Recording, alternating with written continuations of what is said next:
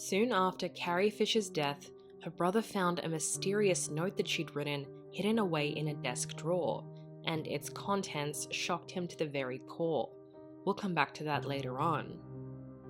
Although Carrie Fisher is best remembered for her portrayal of Princess Leia in Star Wars, her real-life resilience only enhanced her iconic reputation.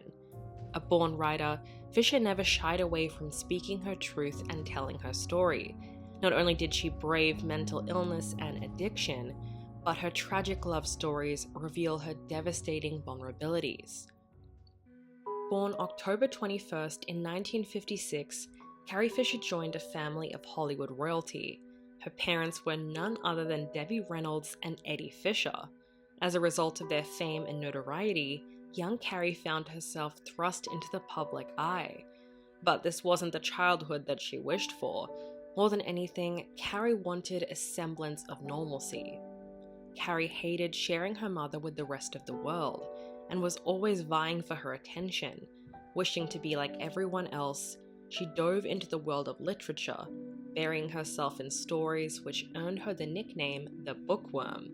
She was a writer at heart, but it wasn't long before her mother's influence led her straight to center stage. Carrie Fisher was only 16 when she starred alongside her mother in the Broadway show Irene. But this was as far away from normal as she could get, and soon the demands of the stage conflicted with her schooling, and she was forced to drop out. Only a year later, she filmed her very first film called Shampoo. Slowly but surely, her educational pursuits fell by the wayside, and there was no turning back. Today, it's impossible to think of Carrie Fisher without remembering her most iconic role, Princess Leia in Star Wars. At just 19 years old, she could never have predicted the success of the space opera. Princess Leia, with her fiery retorts and undeniable bravery, was nothing short of iconic. But behind the glamour of her newfound success, Fisher hid a terrible secret, one she kept for most of her life. In 2016, Fisher dropped a scandalous motherlode with her tell-all memoir, The Princess Diarist, which drew on the diary that she had kept while filming Star Wars. In these pages, she confirmed what some people had only suspected, that her on-screen chemistry with Harrison Ford had deeper roots in reality. Fisher and Ford were conducting an illicit affair. If you're thinking Carrie Fisher and Harrison's affair rivaled the romance of Princess Leia and Han Solo, think again. In truth, their romance was far darker, shedding a rather unfavorable light on Ford. It turns out that their tryst began at George Lucas's birthday party, where she was the only girl in a room full of lusty men, which was a recipe for disaster. At the party, the crew plied Fisher with drinks. Despite hating the effects of alcohol, her youth and insecurity drove her to fit in, and soon she was completely under the influence. That's when the party took a scary turn. The crew started taking advantage of her, and some even tried to drag her away from the party. When Harrison Ford witnessed these injustices, he took action. In a seemingly heroic gesture, Harrison Ford intervened, saying, "Pardon me, but the lady doesn't seem to be very aware of what she wants." After this, quarrels arose, and under the cover of commotion, Ford whisked Fisher away from the event himself, leading her to the private confines of a car. Now that he had her all alone, his desire spoke for itself. In that same car, Ford took the drunken Fisher in his arms and kissed her deeply. This marked the beginning of their 3-month affair. But just like the uncomfortable backstory of their first makeout session, their romance was far from a fairy tale. In her book, Carrie Fisher doesn't paint Harrison Ford as the most attentive lover. In fact, her descriptions of him betray her own desperation for his affection. Beyond sleeping with her, Ford rarely bestowed her any warmth or even talked to her. He was a married man with 2 children, and there was just no way that he would ever be serious about her. Carrie, on the other hand, had tunnel vision because she only wanted him. The retelling of her teenage angst and obsession with Harrison Ford is extremely vulnerable, and mostly sad. She confesses that she often fantasized about him leaving his wife, and wondered what more she could do to make him care for her. And while she tried to maintain her sense of humor through it all, it becomes clear that their dalliance was mostly one-sided. She wrote, "I loved him and he allowed it." Despite the pain of her unreciprocated feelings, Fisher could never deny their on-screen characters benefited from their off-screen chemistry. It made their romantic scenes more comfortable, and she often used comedy to coax laughter out of him. But looking back on these bittersweet moments, Fisher often wondered if she had picked the wrong leading man. It wasn't just Harrison Ford who shared a spark of attraction with the leading lady, but also Mark Hamill, who played the role of Luke Skywalker. Later on, he fully admitted that he and Fisher had something special between them, but his professionalism held him back from pursuing it any further. They did, however, share quite an intimate moment. While discussing kissing techniques, both Hamill and Fisher took it one step further. He remembered the moment quite vividly, saying, "When I think I'm a fairly good kisser, I'd like to let the women come to me rather than being aggressive." And at this point, Carrie says, "What do you mean?" And the next thing they know, they're making out like teenagers. Although this incredibly cute exchange ended in awkward laughter, it left an indelible impression on Fisher. When she wrote about her affair with Ford, she also noted the missed opportunity with her other co-star. Her sentiments read like a knife to the heart. She wrote, "I'm sorry it's not Mark. It could have been. It should have been. It might have meant something. Maybe not much, but certainly more." Hamill, on the other hand, had a very different way of dealing with those lingering what-ifs. Fisher and Ford's scandalous affair shocked him. He had admitted that if he had known back then, his jealousy would have gotten the better of him. But not all was lost. Going forward, their time together on Star Wars fostered a lifelong friendship. For Hamill, a relationship with Fisher just wasn't in the cards. She would have always been a bit too much for him. He said she was too creative, she was too smart, she was just the best. When George Lucas approached Fisher with the outfit that she would be wearing for the opening scenes of Return of the Jedi, she thought he was joking. This was the Slave Leia outfit, a metal bikini that left very little to the imagination. After the film's release, it effectively transformed Fisher into an icon. Everyone adored this sensual look, except maybe Fisher herself. That's right, the idea of wearing this revealing bikini set Fisher on edge. She wanted to look her best, and throughout filming, she had to sit as straight as possible to prevent any lines or creases from showing.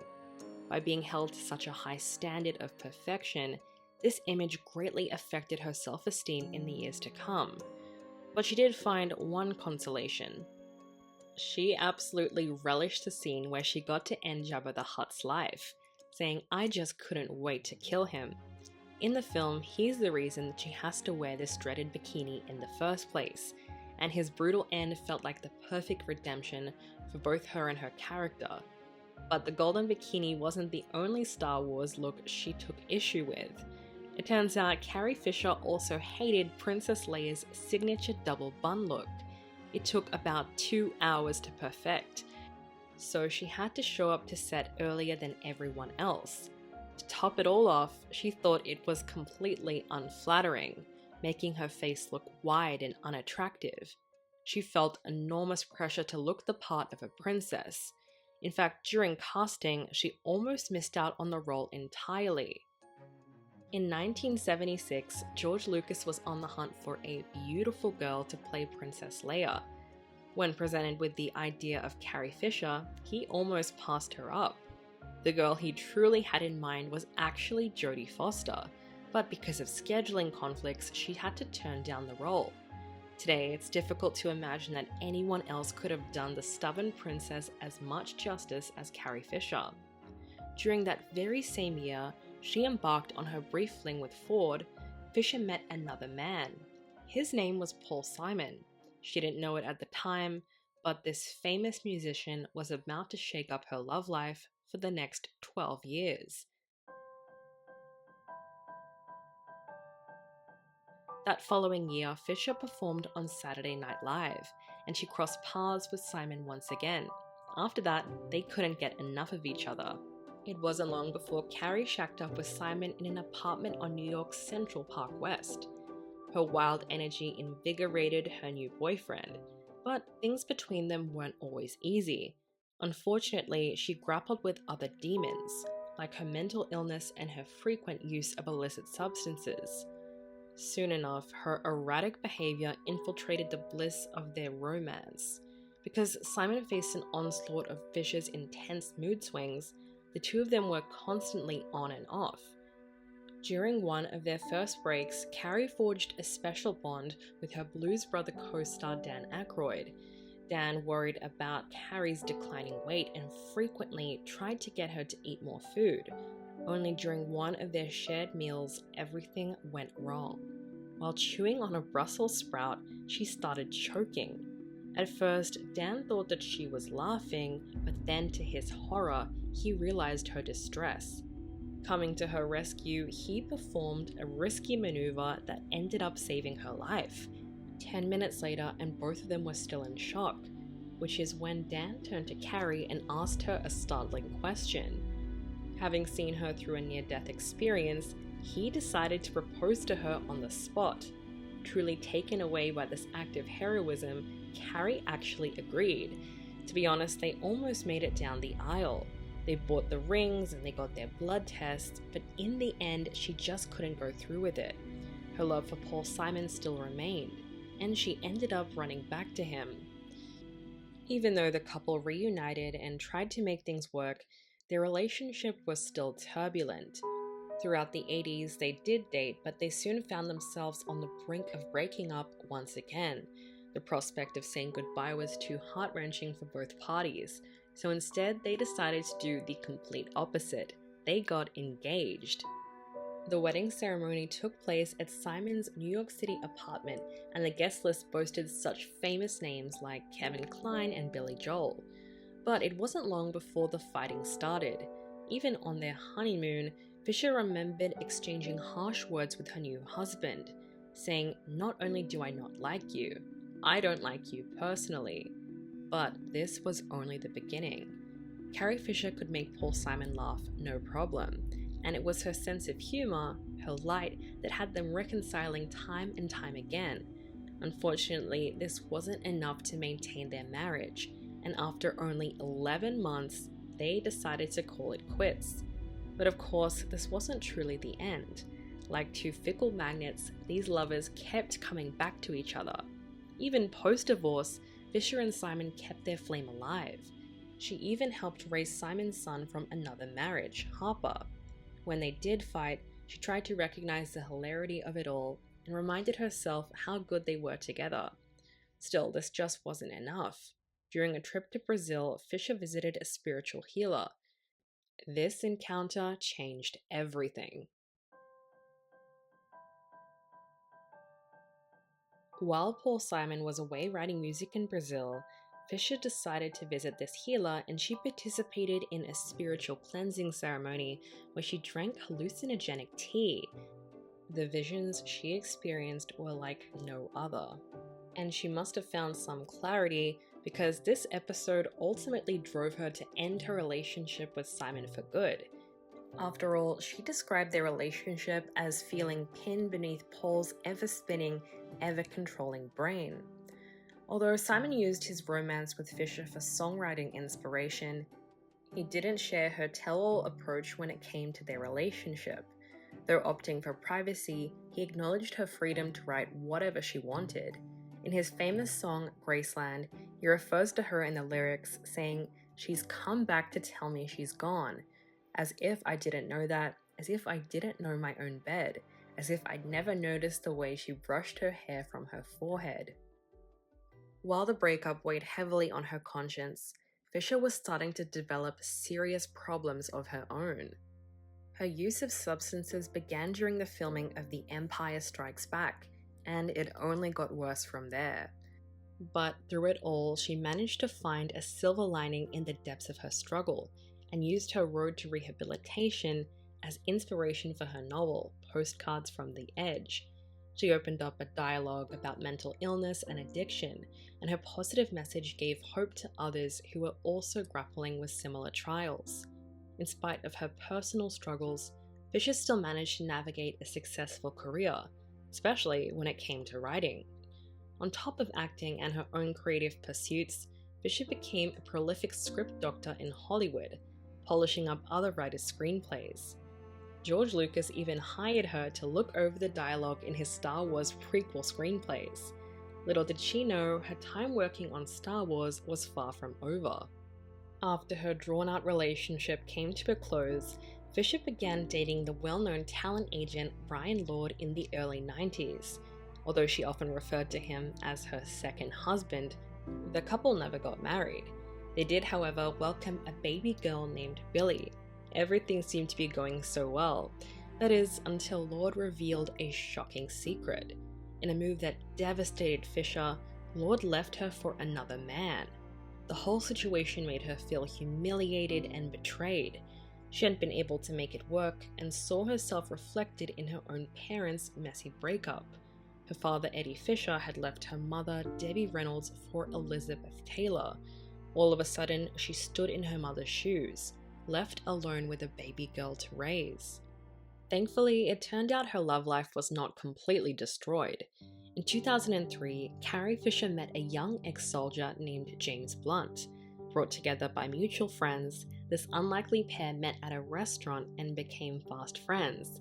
When he told her that he had recently landed a record deal and was on his way to LA, she asked him where he was staying.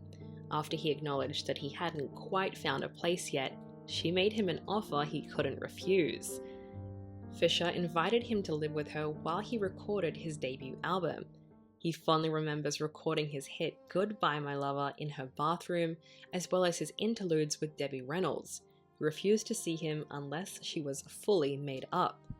But despite these joyous moments, there's one haunting memory that he can't seem to forget. A joker as always, Fisher took a cardboard cutout of Princess Leia and positioned it outside James's bathroom. In response, he recalled an unsettling detail. On the cutout's forehead, she scrawled the date of her birth, and most importantly, the date of her passing. Although he can't remember the exact date, he confesses that it was eerily close to the date of her actual death. With the announcement of a new Star Wars trilogy in 2014, fans could hardly contain their excitement. The most delightful part? The inclusion of the original cast. Carrie Fisher would reprise her role as Princess Leia. But while Fisher was happy to return to the Star Wars universe, there was one stipulation that did not enthuse her. Carrie felt unbelievably pressured to lose weight before filming The Force Awakens. Now, with the wisdom of her years, she called it how she saw it, saying, "I'm in a business where the only thing that matters is weight and appearance. That is so messed up. They might as well say, get younger, because that's how easy it is." So by this point, she was more than comfortable speaking out about the pressures of Hollywood. Unfortunately, things took a turn for the worst on December 3rd, 2016, when Carrie Fisher was on her way back to LA when she experienced a medical emergency aboard her commercial flight. Only minutes away from landing, a nearby passenger noticed that she wasn't breathing. While waiting for paramedics to arrive, a knowledgeable passenger took the reins and performed CPR for as long as possible. Even as medics whisked her off to a hospital, things just weren't looking good. Placed on a ventilator, Fisher lay in the ICU fighting for her life. Sadly, 4 days later, she passed away at the age of 60.